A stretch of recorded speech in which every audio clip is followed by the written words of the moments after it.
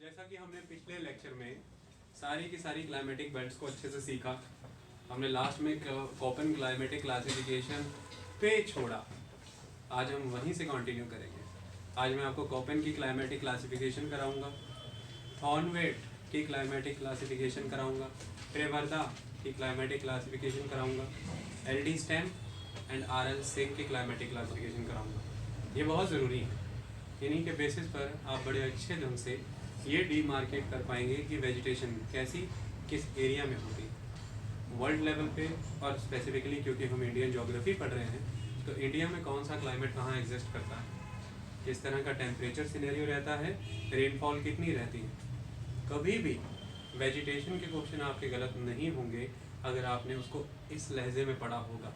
फिर आपके सामने ट्रॉपिकल क्लाइमेट हो, ट्रॉपिकल की अलग अलग ब्रांचेस, उसके बाद ड्राई क्लाइमेट, उसके बाद temperate climate, then mountain climate, marine and littoral climate.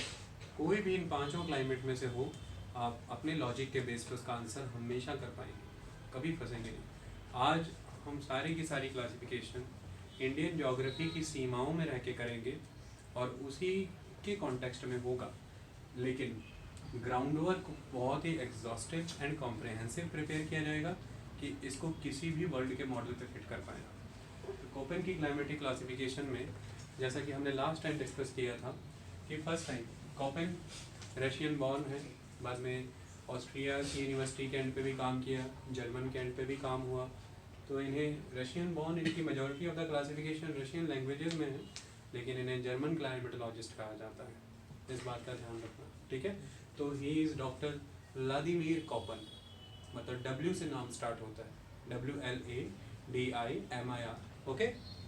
तो कोपेन की क्लासिफिकेशन में अगर हम बात करें तो मैंने बताया था सबसे पहला इनका क्लासिफिकेशन 1884 में आया। उसके बाद इन्होंने ही अपनी क्लासिफिकेशन को फिर से थोड़ा सा रीडेवलप किया 1918 में। उसके बाद 1931 और 1936 में क्लासिफिकेशन पब्लिश हुई, उसको हमें आज पढ़ना है।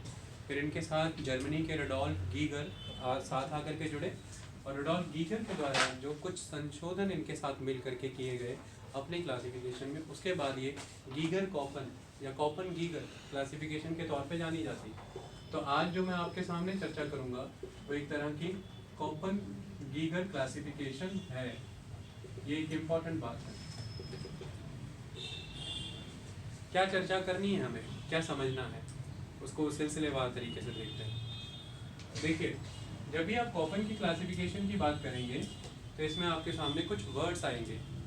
अगर आपको उन वर्ड्स के मीनिंग लॉजिकली पता है, आप जस्ट उन्हें फिल करिए, आपके सामने क्लाइमेटिक टाइप खड़ी हो जाएगी, और हम यही जादुई खेल करेंगे आज, कोई दिक्कत की बात नहीं। तो उन लेटर्स की बात करें तो कैपिटल लेटर्स हैं एंड स्मॉल लेटर्स हैं, capital letters and small letters. तो कैपिटल लेटर्स की बात करें तो कौन कौन से कैपिटल लेटर्स हैं, पहले मैं उनके बारे में बता देता हूँ आपको। सबसे पहले तो A है, B है, C है, D है, E है। ये कैपिटल लेटर तो आप कभी भूलेंगे ही नहीं। उसके बाद जो कैपिटल लेटर्स आएंगे हम उन पर भी चर्चा करेंगे। ये मेन कैपिटल लेटर्स हैं। स्मॉल कैपिटल लेटर्स की अगर हम बात करें तो A, B, C, D। देखिए, मैंने इनको अलग लिखा और इनके नीचे मैं एक और लेटर्स लिखने जा रहा हूँ, वो मैं अलग से लिखूँगा, जिनमें से स्मॉल F है, उसके बाद स्मॉल S है, उसके बाद स्मॉल W है, और कहीं कहीं पर स्मॉल G भी यूज़ होगा। तो F, S, W ये यूज़ हो गए। इसके बाद मैं एक कैटेगरी फिर से लिखने जा रहा हूँ जो स्मॉल में ही है, small H, small K।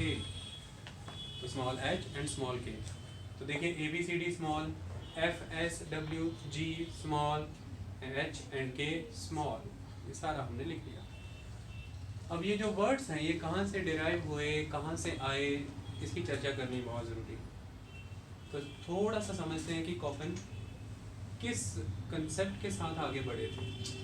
Beginning करते हैं। तो कोपेन ऑलवेज दो चीज़ों में बहुत स्ट्रांगली बिलीव करते थे, एक था टेम्परेचर और दूसरा था प्रेसिपिटेशन। तो जब मैं प्रेसिपिटेशन की बात करता हूँ अब दो तरह की मेन चीज़ें लीजिए टेम्परेचर एंड प्रेसिपिटेशन में, एक तो रेनफॉल को ले लीजिए और एक स्नोफॉल को ले लीजिए। क्लियर है? अब कॉपन ये कहते थे कि किसी भी पर्टिकुलर एरिया में टेम्परेचर एक बहुत इम्पॉर्टेंट फैक्टर है जिसके साथ कनेक्टेड है वहाँ का प्रेसिपिटेशन पैटर्न। ये दो चीज़ें आपस में बहुत स्ट्रांगली कनेक्टेड हैं और ये दोनों मिलकर के किसी एक चीज़ पर काम करती हैं, और वो जो एक चीज़ है वो है वहाँ पे पाई जाने वाली वनस्पतियाँ, वेजिटेशन, जैसे आप कहते हैं ट्री कवर या फॉरेस्ट, प्लांट, ग्रासेस, स्टेपे, एनीथिंग, इसको हम कलेक्टिवली कहते हैं वेजिटेशन। तो कॉपन ये कहते थे कि टेम्परेचर एंड प्रेसिपिटेशन इकट्ठे होकर के वेजिटेशन पे काम करते हैं। चलिए समझाने का प्रयास करते हैं। हम 3 तरह की वेजिटेशन को चुन लेते हैं, आप 1 मिनट में समझ जाएंगे कि कॉपन ऐसा सोचते क्यों थे। सबसे पहले मैं आपके सामने इक्वेटर का केस रखता हूँ। इक्वेटर का केस रखते हैं। तो इक्वेटर की अगर हम बात करें तो temperature through out the year high रहता है, मतलब कोई भी मंथ 10 डिग्री सेल्सियस से कम नहीं होगा। क्लियर? तो हम ऑन एन एवरेज टेम्परेचर ले लेते हैं लगभग 24 डिग्री से 27 degree throughout the year. No cold month, no cold season. Precipitation की बात कर लेते हैं। प्रेसिपिटेशन 250 से अबव रहती है और वैसे लगभग 300 सेंटीमीटर इन ईयर रहेगी। तो देखिए बहुत ही हाई रेनफॉल है एंड टेम्परेचर भी हाई है। तो इस सिचुएशन को हम क्या कहेंगे? High heat and high humidity. High heat and high humidity मतलब अगर इसको आपको एक सिंपल वर्ड में कहना हो तो आप इसे यही कह सकते हैं ना, hot and wet climate.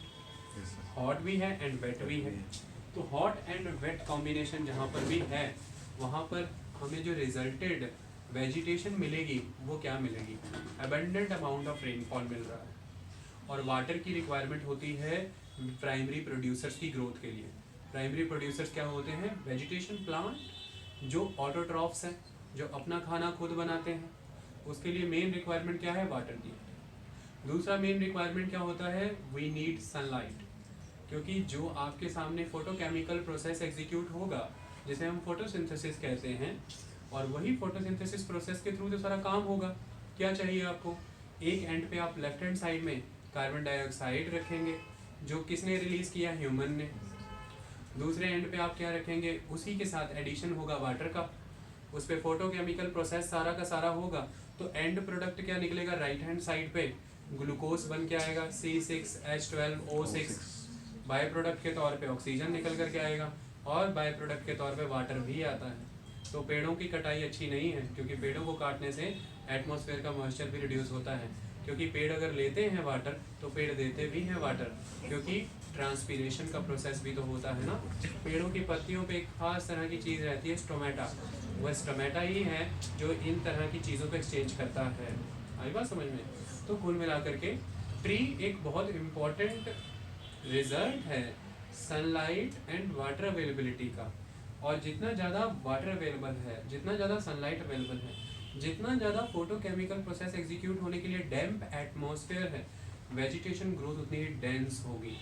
Trees एक दूसरे के साथ फाइट करेंगे सनलाइट को अचीव करने के लिए, इसलिए ऊपर की ऊपर तरफ बढ़ते ही चले जाएंगे और 40 मीटर हाइट तक की एक कैनोपी लेयर के बाद भी 60 मीटर तक की एमरजेंट लेयर नजर आएगी जो इमर्ज हो रही है लाइट रीच करने को। इसकी वजह से नीचे सरफेस तक लाइट जाती ही नहीं। तो फिर कौन ग्रो होंगे? पेड़ों की शाखाओं का सहारा लेके जो सूर्य को प्राप्त कर लें, क्लाइंबर्स। तो यहाँ पे क्या नजर आते हैं? क्लाइंबर, क्योंकि वो बेलें पेड़ों पे चढ़ चढ़ के सूर्य का प्रकाश ले लेती हैं। तो यहाँ पे सरफेस पे डेंस क्लाइंबर्स हैं, ट्रांसपोर्ट हो ही नहीं सकता। इसलिए इन फॉरेस्ट की एक्सप्लॉयटेशन भी नहीं प्रॉपर हो पाती, क्योंकि गाड़ियाँ अंदर जा ही नहीं सकती ना। नीचे क्लाइंबर्स बड़े पैमाने पर हैं। लो लेवल पे क्या रहेंगे? छोटे नीचे के स्तर पर बुशेस भी रहेंगे, स्क्रब्स भी इसी के अंदर रहते हैं। तो ये सारी चीज़ें हैं। तो सीधा सीधा तो देखा, सीधा आप हेलीकॉप्टर पे जा रहे हो, मैं आपको 3 फील्ड्स दिखा दूँ। एक फील्ड में अगर इस तरह का फॉरेस्ट दिखा दूँ, आप 1 मिनट में कह देंगे कि यहाँ पे बारिश बहुत होती है भाई, और यहाँ पे सन भी बड़ा होता है। तो वेजिटेशन देख के हमने वहाँ का बारिश बता दी, वहाँ का सन बता दिया। एंड टेम्परेचर एंड रेनफॉल ही तो क्लाइमेट बनाते हैं ना, तो फिर क्लाइमेट ही तो बता दिया। तो वेजिटेशन से ही क्या बता दिया? क्लाइमेट बता दिया। तो कॉपन कहता है कि पहला सिरा क्लाइमेट के लिए वेजिटेशन को ही पकड़ लो। तो वेजिटेशन टाइप के बेसिस पे वो ये सारी चीज़ें बता रहा है, इसलिए उसने जो एक्सेस ऑफ हीट को बियर करके एक्सेस ऑफ हीट पे सर्वाइव करते हैं और जो एक्सेस ऑफ हीट का रिजल्ट है उन वेजिटेटिव टाइप्स को उसने बोला मेगाथर्म्स। मेगाथर्म्स तो कैपिटल लेटर ए क्या है? मेगाथर्म। क्लियर हुआ भाई? मेगाथर्म्स। अब आपसे कोई भी पूछ ले, कभी घबराना मत कि इंडिया के वेस्टर्न घाट के वेस्टर्न रीजन में कौन सी वेजिटेशन है? मेगाथर्म। कोपन का कौन सा क्लाइमेट मोटा मेजर, कोपन की 5 मेजर क्लाइमेटिक टाइप में से कौन एग्जिस्ट कर रहा है? मेगाथर्म ए। और नॉर्थ ईस्ट इंडिया में त्रिपुरा, मिजोरम, यहाँ पे क्या एग्जिस्ट कर रहा है? ए, मेगाथर्म। हो गया भाई, इतनी सी बात थी, ज़्यादा टेंशन लेते ही नहीं है। एक क्लाइमेट टाइप, अभी हमने एक वेजिटेशन पढ़ा, चलो अब मैं दूसरा वेजिटेशन पढ़ाता हूँ आपको। इक्वेटर को डिलीट कर देते हैं यहाँ से और यहाँ पर हम रख लेते हैं डेजर्ट्स। अब ये सुनने में लगा जैसे खाने के बाद जो मीठा खाते हैं वो वाला नहीं, डेजर्ट मैंने मरुस्थली। ओके, अब अगर हम इस रीजन की बात करें, इस डेजर्ट रीजन की बात करें, इसमें भी 2 एरिया होते हैं, एक सेमी एरिड अर्ध शुष्क प्रदेश, एक एरिड शुष्क प्रदेश। जो एरिड होते हैं उन्हें कहते हैं डेजर्ट प्रॉपर, जहाँ पर आपको लिटरली कैक्टस, कैक्टाई और बिल्कुल हल्के हल्के कहीं कहीं पर बुशेस नज़र आएंगे। और जो सेमी एरिड होते हैं यहाँ पर आपको अकेशिया के पेड़, जैसे कीकर के पेड़ होते हैं तो अकेशिया नज़र आ जाएगी, थोड़ी थोड़ी दूरी पर ग्रासेस भी नज़र आ जाएंगी। तो सेमी एरिड एंड एरिड, तो दोनों का नेचर किसने डिसाइड किया है? रेनफॉल ने। अब रेनफॉल की वजह से डिसाइड हुए हैं। क्लियर? तो डेजर्ट क्लाइमेट एक ऐसा क्लाइमेट है जिसमें आने के बाद कॉपन ने टेम्परेचर से ज़्यादा महत्व रेनफॉल को दिया, प्रेसिपिटेशन को दिया। तो अगर हम कॉपन के क्लाइमेट्स की बात करें तो कॉपन का क्लाइमेट बी जो है वो बड़े पैमाने पर प्रेसिपिटेशन से डिसाइडेड है। ए, सी, डी जो है ये बड़े लेवल पर टेम्परेचर से डिसाइडेड है। ओके, ये एक इम्पॉर्टेंट बात है। तो बी में प्रेसिपिटेशन के बेसिस पे हमने 2 देखे, अभी मैं मोटा मोटा बता रहा हूँ, सेमी एरिड और एरिड। और इसके बेसिस पर अगर हम वहाँ से गुजरते हुए देखें तो on an average annual temperature क्या रहेगा?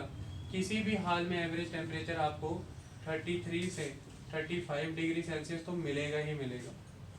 क्लियर है ना? और सेकेंड इम्पॉर्टेंट एस्पेक्ट कि टेम्परेचर के बाद वहाँ पे प्रेसिपिटेशन क्या रहेगा? तो प्रेसिपिटेशन का लेवल अलग अलग रहेगा, कहीं पर लगभग 0 से 12 डिग्री 12 सेंटीमीटर, कह रहा हूँ 12 डिग्री सेंटीमीटर, उसके बाद कहीं 12 से 25, कहीं 25 से 50। इसके बेसिस पर आप उसकी वेजिटेशन ग्रोथ को देखेंगे। ठीक है, जो 50 सेंटीमीटर पे फॉल कर रहा है वो ट्रांजिशनल होगा, मतलब मॉनसूनल से ट्रांजिट होकर के वो डेजर्ट टाइप वेजिटेशन आ रही होगी। तो इसी के बेसिस पर अगर आज की डेट में हम देखें तो यहाँ पर हमें फिर कैसी वेजिटेशन नज़र आती है? हमें यहाँ पर वेजिटेशन नज़र आती है जो पानी की तलाश में, जिन पेड़ों की जड़ें ज़मीन के बहुत गहरी चली जाती हैं, रूट्स आर वेरी डीप। पत्ते क्या रहेंगे? किक्कर के पत्ते देखना, बहुत ही टेंडर, छोटे छोटे और घूमे घूमे से रहेंगे, देखा आपने? तो इसकी वजह से क्या सरफेस एरिया कम हो जाए, और दूसरा किसी भी लेवल पर इवेपोरेशन ना कर पाए, इवेपोरेशन ना हो उस लेवल पर, ट्रांसपीरेशन ना हो उस लेवल पर। और तीसरा यहाँ पर आपको मिलेंगे उस तरह की वेजिटेशन जिनके पत्ते काफ़ी थिक रहेंगे और वैक्सी रहेंगे, जैसे कि कैक्टस, तो काफ़ी थिक होंगे और वैक्स हो गई। क्यों? क्योंकि वाटर लॉस ना हो पाए। और अनदर, यहाँ के पेड़ों के जो स्टेम रहेंगे उन स्टेम को उंगली से नाखून खुद चुभा सकते हो आप, नरम रहेंगे क्योंकि वाटर को कंजर्व करके रखते हैं। जैसे बाओआब के पेड़ होते हैं या कोई और पेड़ होते हैं तो वाटर कंजर्व करना होता है उन्होंने। ये सारी चीज़ें देखिए इसी बात पे डिपेंड हो गई हैं कि यहाँ पर प्रेसिपिटेशन से ज़्यादा है इवेपोरेशन, मतलब evaporation always exceeds precipitation, that's why we need to conserve water. Plants को वाटर कंजर्व करना है ना, इसी की वजह से यहाँ पे वेजिटेशन टाइप भी वैसा ही है। तो यहाँ पर आपको नज़र आ रहे हैं अकेशिया जो कम वाटर में सर्वाइव कर जाते हैं।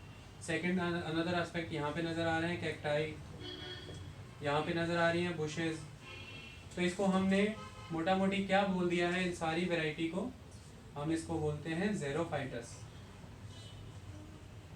ज़ेरोफाइटस। ओके, तो ये ज़ेरोफाइटस है। Clear concept? तो देखिए टेम्परेचर प्रेसिपिटेशन का एक एंड रिजल्ट ज़ेरोफाइटस की फॉर्म में आया। तो इसी वजह से ये जो कैपिटल लेटर में लेटर बी है ये ड्राई क्लाइमेट को, डेजर्ट क्लाइमेट को दर्शाता है, और इसे आप सीधा सीधा ज़ेरोफाइटस भी कह दीजिए। इतनी बात क्लियर हुई? तो आपके सामने मैं जब लिखूंगा तो मेगाथर्म, ज़ेरोफाइटस, इन बिटवीन वाला ऑलवेज क्या होता है, मीजो होता है ना। कोई भी चीज जो इन बिटवीन होती है, मीजोथर्म, माइक्रोथर्म, माइक्रोथर्म एंड हेकिस्टोथर्म, हेकिस्टोथर्म। तो बस ठीक है, यहाँ पर टेम्परेचर काफ़ी ज़्यादा था, फिर हम मीजोथर्म की गई टेम्परेचर कम हुआ, माइक्रोथर्म में और कम हुआ, हेकिस्टोथर्म में तो बिल्कुल ही टेम्परेचर फॉल कर गया होगा ना। तो हम हेकिस्टोथर्म को देख लेते हैं। अब हम अगर हेकिस्टोथर्म को देखने का प्रयास करें तो सिंपली आप इसको कौन सा क्लाइमेट कह सकते हैं, एक वर्ड में ही इसका आंसर आप करिए कि this is polar climate, this is polar climate. अब क्या है यहाँ पर देखिए, टेम्परेचर बिल्कुल ही फॉल कर गया है, टेम्परेचर बिल्कुल ही फॉल कर गया है, और टेम्परेचर एकदम फॉल कर जाने की वजह से प्लांट को एटलीस्ट अपनी सर्वाइवल के लिए एक हीट की रिक्वायरमेंट तो होती है। तो एक रीजन यहाँ पर ऐसा एग्जिस्ट कर रहा है जिस रीजन में जो सरफेस की विंड है वो फिर भी बहुत ज़्यादा चिल्ड है एज़ कम्पेयर टू सरफेस, क्योंकि सरफेस में फिर भी हीट रिसीव हुई है सन से कुछ, तो इसकी वजह से वो बिल्कुल सरफेस के साथ चिपक के रहने वाली आपके पास वेजिटेशन नज़र आएगी। दूसरा इंपॉर्टेंट एस्पेक्ट, यहाँ पर जो प्रेसिपिटेशन हो रही है वो completely in the form of snow हो रही है, वाटर की फॉर्म में प्रेसिपिटेशन हो नहीं रही है। इन द जब किसी भी तरह से जब स्नो की फॉर्म में आपके पास प्रेसिपिटेशन हो रही है तो आपके पास अब इतनी क्षमता ही नहीं है कि आप उसको रूट से लेकर के लीव्स तक ट्रांसपोर्ट कर सकें। तो यहाँ पर जो भी आपको वेजिटेशन मिलती है वो वेस्कुलर ऑर्गन्स लेस वेजिटेशन मिलती है, वो रहते नहीं उनमें, क्योंकि आप ट्रांसपोर्टेशन करने का आपके पास स्कोप ही नहीं है ना, आप वाटर या किसको ट्रांसपोर्ट करें, इसलिए इनकी ग्रोथ नहीं हो पाती, ये बढ़ते ही नहीं है, ये भूमि के साथ ही रहेंगे। हाँ, ये स्पॉन्ज की तरह होते हैं, इनमें ही पानी सिमा रहता है। तो देखना कभी भी काई जो होती है ना, काई उस पर पैर आ जाए तो फिसल जाता है, क्योंकि इसमें पानी रहता है, अंदर स्पॉन्ज इफेक्ट रहता है। तो इस पोलर क्लाइमेट में आपको क्या मिल जाते हैं, रॉक्स के साथ चिपकी हुई मॉसेस, लिचेंस, इस तरह की चीज़ें मिलती है। तो देखिए वेजिटेशन से ही हमें सारा क्लियर हो गया ना कि क्या मिलेगा, मॉसेस, लिचेंस। क्यों? प्रेसिपिटेशन की नेचर ही बदल गई, in the form of slit and the form of snowfall, and temperature तो बहुत ही फॉल कर गया भाई। क्योंकि हम जब इस समय बात कर रहे हैं ग्लोब, हम जब इस समय बात कर रहे हैं तो हम ग्लोब के स्फेरिसिटी को कंसिडर करके बात कर रहे हैं, और जब हम ग्लोब की स्फेरिसिटी को कंसिडर करके बात करते हैं तो सन जो है, अगर हम अर्थ की पोजीशन देखें, अर्थ का ऑर्बिटल प्लेन देखें जिस पे अर्थ अपना ऑर्बिट काटती है, सन के अराउंड रेवोल्यूशन करती है, तो सन की पोजीशन तो क्या रहेगी यहाँ पे, क्योंकि इक्वेटर से नॉर्थ जाएगा 23.5 ट्रॉपिक ऑफ कैंसर तक, और इक्वेटर से साउथ जाएगा 23.5 ट्रॉपिक ऑफ कैप्रिकॉन तक। तो अल्टीमेट एस्पेक्ट ये है कि ये जितना भी स्फेरिसिटी की वजह से, अर्थ के स्फेरिकल होने की वजह से इस रीजन पे जो रेज पड़ रही हैं वो पहली बात तो ऑब्लिक है, स्लांटेड है।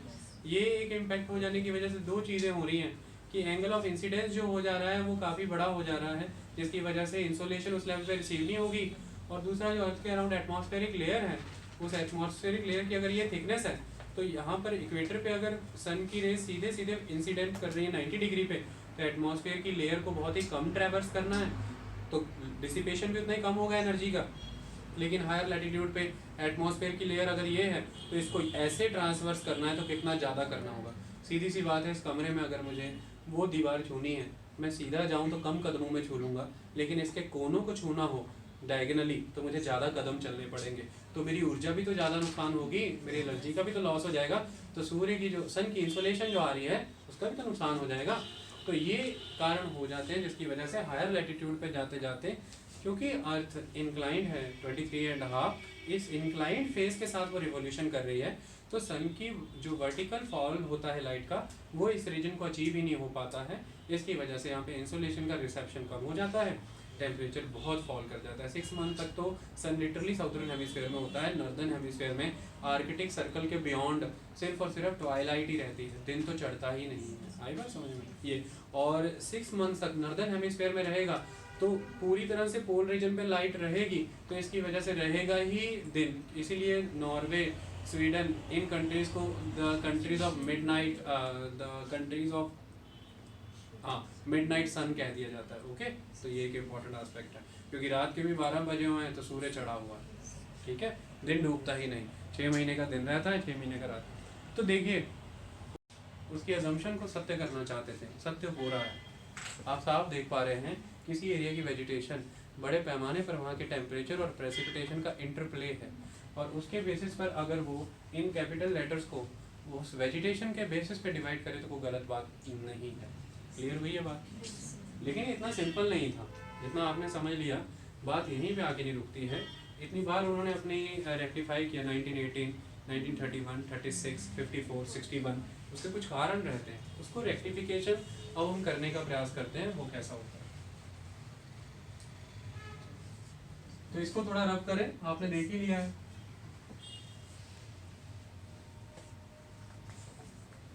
अब देखिए समझने का प्रयास करें। जब मैं बात कर रहा हूँ ये बी की, सपोज कीजिए हम बी की बात कर रहे हैं,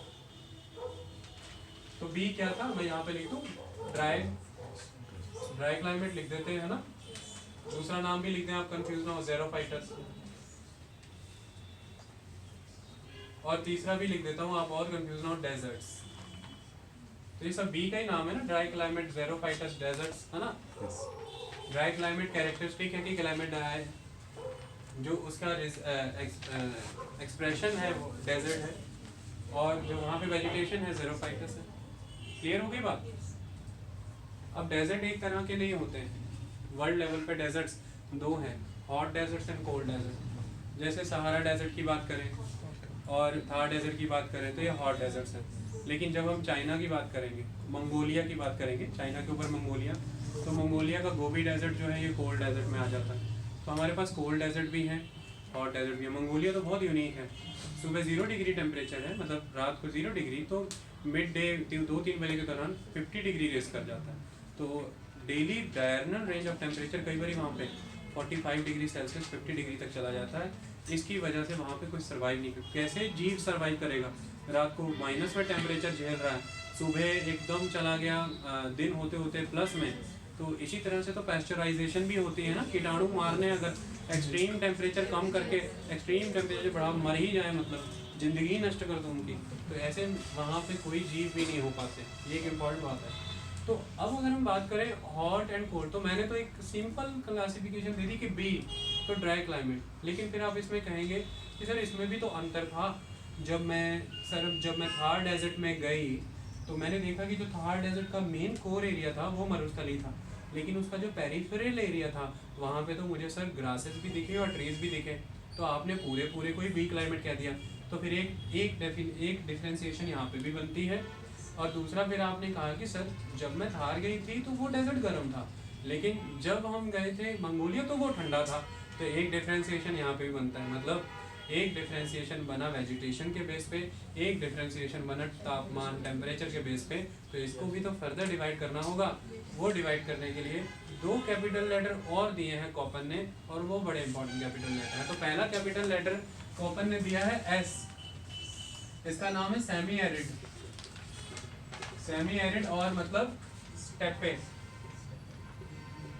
अब इसको ना स्टेपी भी कहते हैं, स्टेपी ग्रासलैंड, स्टेपी, पेपी, स्टेपे, मुझे आप बुला लेना, पुकारना तो आप ही ने है ना, मुझे तो समझाना है, स्टेपे। और दूसरा डब्लू। अब डब्लू करके सभी बता देंगे कि डब्लू का मतलब होता है प्रॉपर डेजर्ट। तो स्टेपी एस का मतलब सेमी एरिड, तो आपके दिमाग में आएगा कि भाई फिर डेजर्ट के लिए वर्ड डब्लू को ले लिया। तो यहाँ पे राइटर ये बताना चाहता है, जो राइटर ने बताया नहीं मैं बता रहा हूँ, कि डब्लू का मतलब वेस्ट, मतलब waste, land is completely waste, uninhabited, no vegetation growth, waste. इसलिए वर्ड क्या है? डब्ल्यू। और देखो ये कैपिटल डब्ल्यू है, वो कैपिटल एस है, ये स्मॉल एस और स्मॉल डब्ल्यू नहीं है, उसका तो मीनिंग ही कुछ और है। तो अब तो हम इतना तो क्लियर हो गए कि हम बी को ऐसे खूबसूरती से बांटेंगे। चलिए बांटे बी को। तो कोई रट्टा नहीं मारना, अपने क्लाइमेट बनाना बैठ के।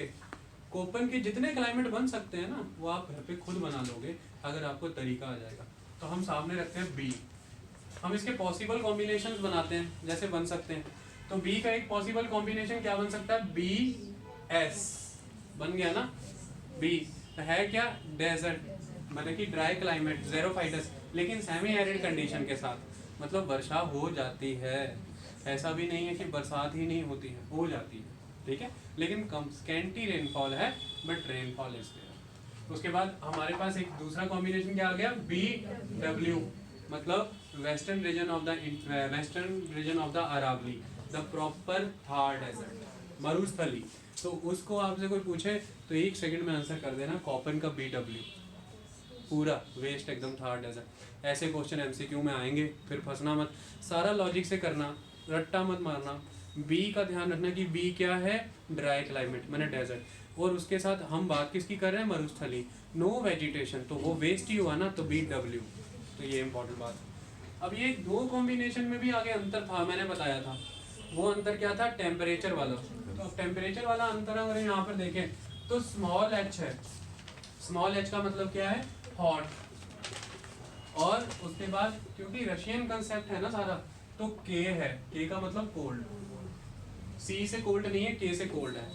तो अब पॉसिबल कॉम्बिनेशन क्या बन सकते हैं, पॉसिबल कॉम्बिनेशन दो बन सकते हैं, एक BSH, ये क्लियर, और एक यहीं पे BSK। अब पॉसिबल कॉम्बिनेशन यहाँ पे क्या बन सकते हैं, BWH और BW, मतलब 4 क्लाइमेट बना दिया आपने 1 सेकंड के अंदर। और जब पढ़ने पे जाएंगे तो पढ़ने में आएंगे कि कॉपन के 29 क्लाइमेट, तब डर जाएंगे कि इतने सारे क्लाइमेट, तो 1 मिनट में बन गए 4। और अब चलो 1 मिनट लगेगा इनका अगर नामकरण भी करना हो, हमें, हम नाम भी इन्हीं के लेटर से कर सकते हैं। तो नाम कैसे कर सकते हैं, अगर हम B, S और H को जानते हैं तो हम क्या इससे क्या समझ सकते हैं, semi arid hot desert climate, semi arid hot desert climate, desert hot desert climate, clearly hot desert climate, semi arid cold desert climate, और ये कौन सा है, कोल्ड डेजर्ट क्लाइमेट, सिंपली खत्म कहानी। एंड 4 क्लाइमेट थे, सारी कहानी खत्म। अब 1 मिनट में बता देना कहाँ पे कहाँ है। आपको पूछ रहे कि लद्दाख एरिया के डेजर्ट क्या है, तो ये आंसर कर देना, बरसात भी नहीं होती, कुछ नहीं होता, ड्राई रीजन, बंजरी पड़ी हुई है, ना कुछ नज़र आ रहा ना कुछ, सिर्फ हिमालय के पर्वत, तो ये वाला क्लाइमेट। अब आपसे कोई पूछ ले कि थार डेजर्ट अरावली के वेस्टर्न रीजन में कौन सा क्लाइमेट रीजन है, खत्म कहानी, कोई टेंशन नहीं। तो बी का तो यूनिक कंसेप्ट मैंने बता दिया आपको। इसके बाद एक यूनिक कंसेप्ट और भी है। सारे लेटर्स क्लियर हो रहे हैं, एस कैपिटल, तो मैंने 5 कैपिटल लेटर में 2 कैपिटल लेटर और जोड़ दिए, तो टोटल कितने कैपिटल लेटर हो गए अब तक, 7 हो गए ना।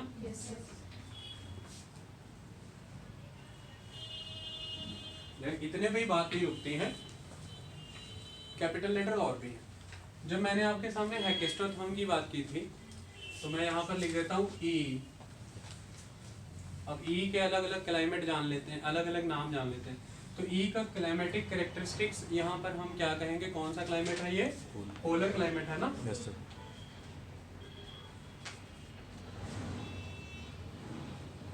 सेकेंड एस्पेक्ट इसका नाम क्या है, हेकेस्टोथर्म ना।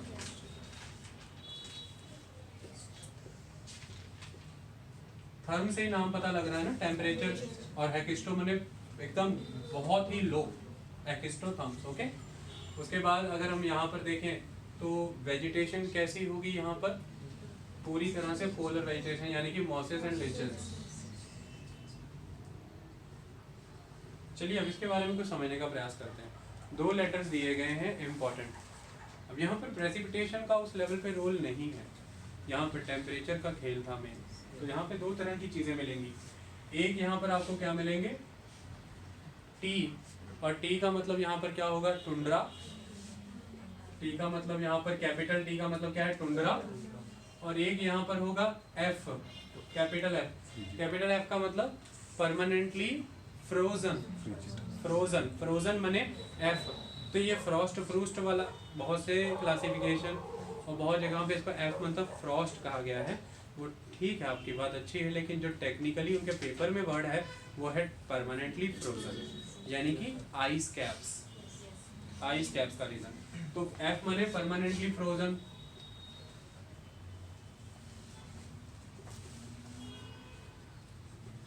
आपने यहाँ से क्या डीमार्केट कर लिया कि दो टी और एफ निकल आए, एक फ्रोजन है और एक टुंड्रा क्लाइमेट है। टुंड्रा क्लाइमेट में फिर भी ग्रोथ है, फिर भी वेजिटेशन है, लेकिन परमानेंटली जो फ्रोजन ही है उसमें तो कोई वेजिटेशन नहीं है कि नहीं। तो अब इसके बेसिस पर चलिए ई क्लाइमेट को बनाते हैं। तो ई क्लाइमेट कैसा बनता है? अब ई क्लाइमेट में यार कोई हॉट या कोल्ड तो होगा नहीं ना, तो है किस्टोथर्म ही है, तो वो तो गया, वो तो काम ही खत्म। तो ई क्लाइमेट दो वे में हो सकता है, ई टी और ई एफ। ई एफ माने परमानेंटली फ्रोजन, मतलब नो वेजिटेशन ग्रोथ, टेम्परेचर बिल्कुल माइनस में, और ई टी मतलब कि there is some kind of vegetation growth, और टेम्परेचर हमेशा यहाँ पर आप माइनस में नहीं काउंट करेंगे, टेम्परेचर की वेरिएबिलिटी रहेगी, लेकिन ऑलवेज टेम्परेचर 10 डिग्री के तो कम ही कम रहेगा। ओके, ये इंपॉर्टेंट है। एक्सट्रीम से एक्सट्रीम समर भी आएगी, टेम्परेचर तो 10 के नीचे ही रहेगा। क्लियर कहानी हो गई, टेंशन की कोई बात ही नहीं। अब हमारे पास कितने आ गए कैपिटल लेटर? 9 हो गए ना, 9 हो गए। इसके बाद एक कैपिटल लेटर दिया है कोपेन ने, कैपिटल एम, और इसका मतलब क्या है? Marine, marine climate. चलिए अब हमने कोपेन के कितने कैपिटल लेटर पढ़ लिए? 10। 5 कैपिटल लेटर सीधा सीधा कनेक्टेड थे, ए मेगाथर्म, बी ज़ेरोफाइटस, सी मीजोथर्म, डी माइक्रोथर्म, ई हेकिस्टोथर्म, और बाकी के 5 कैपिटल लेटर हमने देखे, जैसे एम मरीन से कनेक्टेड हुआ करता था, उसके बाद टी और एफ, टी टुंड्रा से, एफ परमानेंटली फ्रोजन से, उसके बाद हमने 2 देखे, एस सेमी एरिड स्टेपे से, और डब्ल्यू डेजर्ट से, वेस्ट से। ओके, इसके बाद एक वर्ड और यूज किया गया है, आप एक जगह पे और फंस रहे हैं।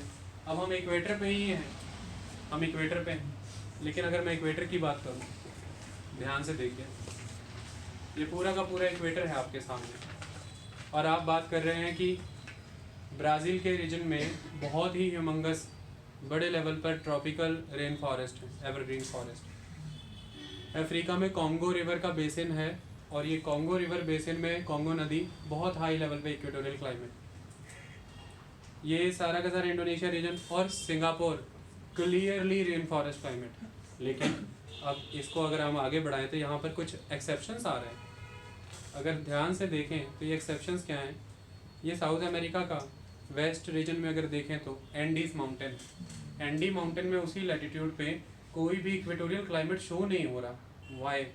इसी तरह से अगर हम ये इंडोनेशिया वाले रीजन में जाएं तो ये जितना भी पापुआ न्यू गिनी के इस एरिया में हाई माउंटेन्स हैं, और वहाँ पे कुछ एरियाज में तो स्नो भी हो रही है, तो वो तो अपने लैटिट्यूड से एस्ट्रोनॉमिकल यूनिट से कंफर्म नहीं हो रहा है। ये क्यों हुआ? क्योंकि वहाँ पे आल्टीट्यूड भी आ गया ना। जब हम क्लाइमेट की बात करते हैं तो क्लाइमेट को डिसाइड करने में जितना लैटिट्यूड भी रिस्पॉन्सिबल है, एल्टीट्यूड भी रिस्पॉन्सिबल है। तो वो कहता है कोपेन कि किसी भी लैटिट्यूड में आप एग्जिस्ट कर रहे हैं, वहाँ पे अल्टीट्यूड भी वहाँ के क्लाइमेट को किसी न किसी वे में मैनिपुलेट करने में रिस्पॉन्सिबल है। तो एल्टीट्यूड से बेसिस जो माउंटेन है, एच मतलब क्लाइमेट जो है, एच मतलब माउंटेन माने अल्टीट्यूड। ओके, इतने अच्छे हो आप लोग, सारा समझते जा रहे हो। ऐसा लग रहा है कि जैसे कोपेन नहीं पढ़ रहे हैं, पता नहीं क्या ही पढ़ रहे हैं, है ना? इतना तो समझ आ गया ना सारा। अभी ये इतना भी आसान नहीं है, हम आसान कर रहे हैं इसको, और आसान करते हैं। जब भी आप किसी चीज़ को सिंप्लीफाई करें ना, आप एक चीज़ को समझिएगा कि डिफ़िकल्ट चीज़ों को ही सिंप्लीफाई किया जा सकता है, डिस्टॉर्टेड चीज़ों को सिंप्लीफाई नहीं किया जा सकता। आप किसी ओरिजिनल स्कीम को डिस्टॉर्ट नहीं कर सकते सिंप्लीफिकेशन के नेम पे, उसे बर्बाद नहीं कर सकते। हमें उसकी नेचर को इंटैक्ट रखते हुए उसे सिंप्लीफाई करना है, ताकि वो एज इट इज ही रहे। तभी तो सिंप्लीफिकेशन है ना। To understand the typical thing we need to simplify it, है ना। सिंप्लीफिकेशन का मतलब ये नहीं है डिस्टॉर्शन, कि आप डिस्टॉर्ट ही कर दें, तो अब उसको समझना भी है। तो मैं अब इसको रब करने जा रहा हूँ, क्योंकि अब इससे बात पूरी नहीं बनेगी, बात हमें बनानी होगी।